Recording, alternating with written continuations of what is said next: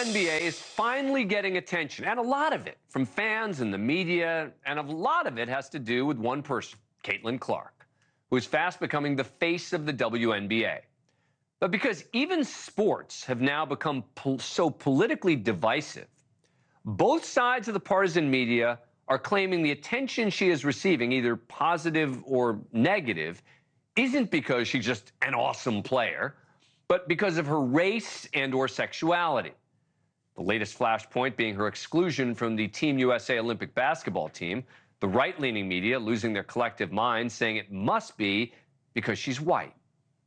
I don't want to hear anything, and I like women's sports. I don't want to hear any more complaining from the WNBA as they try to drive away any potential new viewers. Because if I want to watch lesbians who hate white people, I'll put on the new Star Wars show. Then it's reasonable to ask, is the insecurity, is being a straight white girl not allowing her to be on this team? I don't think it did. I honestly don't.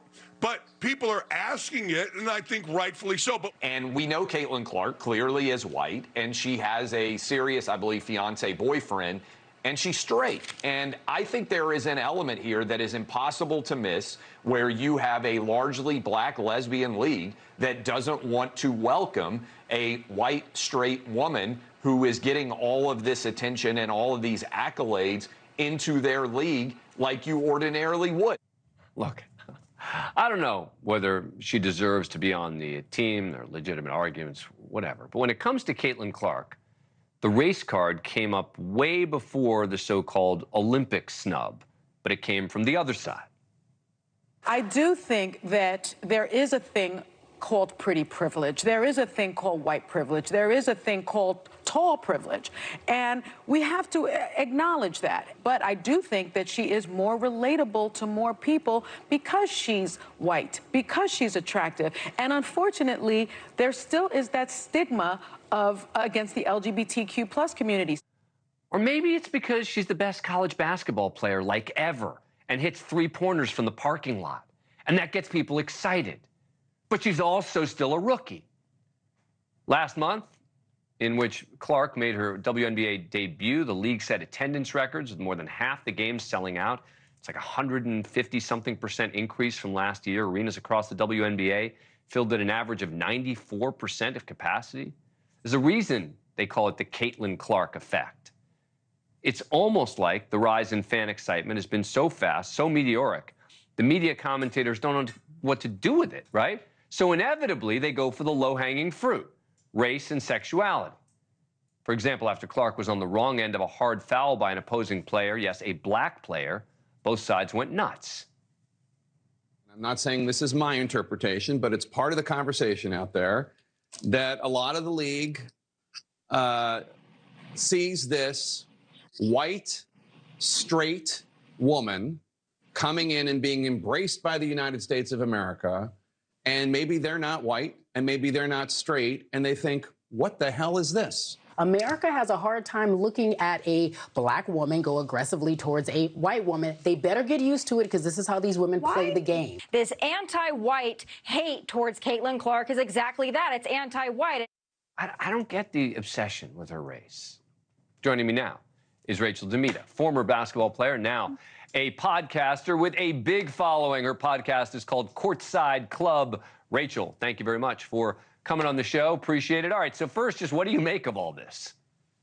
Well, I will say I hadn't seen a lot of those clips, and luckily so, because I'm with you on this. I think we should be sticking to basketball, and I think diminishing any player to diminishing their talent on the court to just their race is just so unfair. And with so many eyeballs being on the WNBA right now, it's such an exciting time. And I just wish we could focus on the sport, we could focus on the hoops, and honestly just praise Caitlin Clark for everything that she is doing on the court and how much poise and grace she is holding in all of these tough, high-pressure situations. She is getting thrown so many things at her in the media. She says that she's off social media, which I commend her for that, because I don't think that I would be able to sleep at night if I saw half the things that people were saying about me. But I'm with you on this. She's an incredible player. This is so good for the sport. I've been a basketball player my entire life. This is such an exciting time for women's hoops. Let's stick to the hoops. What do you make of her not making Team USA? I personally do think it was a mistake. The narrative that's been going on is that she is not one of the 12 best players in the WNBA right now, and that's why she didn't make the team. However, I don't think they chose the 12 best players in the WNBA currently. I think they chose Diana Taurasi because she's a legacy player. I think it's interesting that they chose Brittany Griner and Chelsea Gray, who are both coming off of serious injuries, and we are not sure how they're going to perform in this Olympics. But not because of race. You don't think it's because of race or because of sexuality? Oh, no. I think that's such a slap in the face to the women on that team. You think that the women on this team, the best players in the country, are just looking at their comrades by their race? That's so unfair to say. Well, thank you for watching. Go to newsnationnow.com to find NewsNation on your cable provider. And don't forget to click the red subscribe button below to get more of NewsNation's fact-driven, unbiased coverage.